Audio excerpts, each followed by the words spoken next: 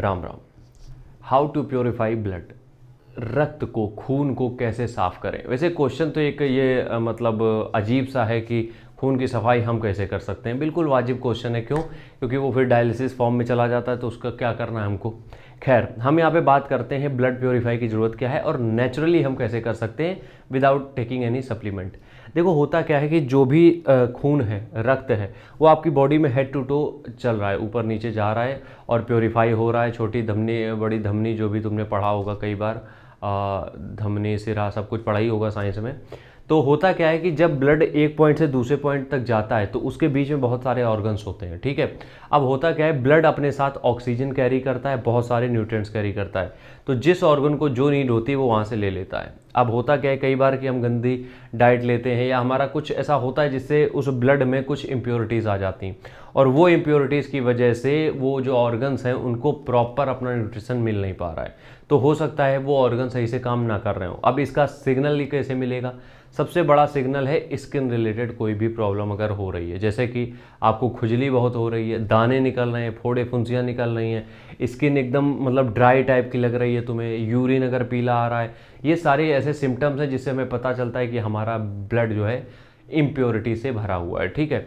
अब इसको क्लियर करने के लिए, कहें प्योर करने के लिए, साफ़ करने के लिए क्या करना है। देखो, वैसे तो अपना लीवर, किडनी, ये सब अपना काम बखूबी कर लेते हैं, लेकिन फिर भी हमें क्या करना है, हमें करना ये है, सबसे पहला काम करना है पानी का ध्यान रखना है।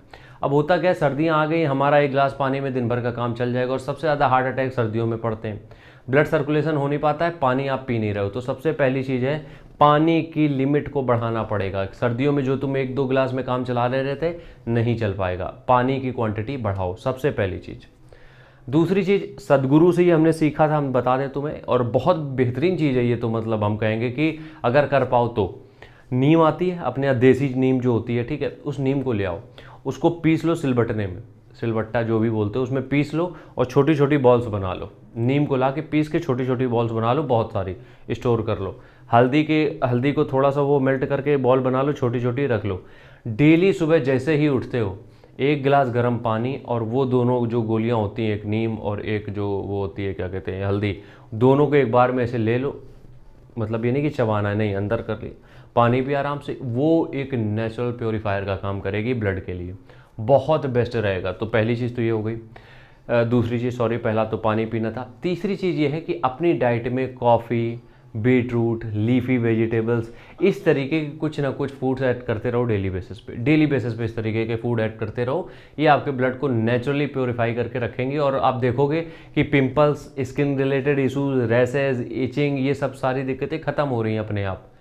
आखिरी काम ये करो कि वर्कआउट पे भी ध्यान दो थोड़ा सा, क्योंकि जब वर्कआउट करते हो तो ब्लड का सर्कुलेशन और अच्छा होता है। तो ब्लड का सर्कुलेशन अच्छा होगा, पानी आप पी रहे हो, सारी चीज़ें आप फॉलो कर रहे हो, तो ब्लड अच्छे से प्योरीफाई हो पाएगा, लेकिन उसके लिए वर्कआउट भी करना पड़ेगा।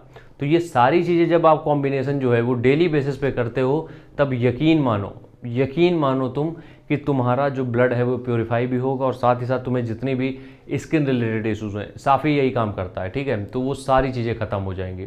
तो आज ही से ये चीज़ें करना चालू कर दो। अगर बार बार पिंपल्स निकल रहे हैं या बार बार खुजली होती है हाथ पैरों में या कहीं पे भी, ट्राई करना चालू कर दो ये 5 चीज़ें। मिलते हैं नेक्स्ट वीडियो में, तब तक के लिए राम राम, जय हिंद।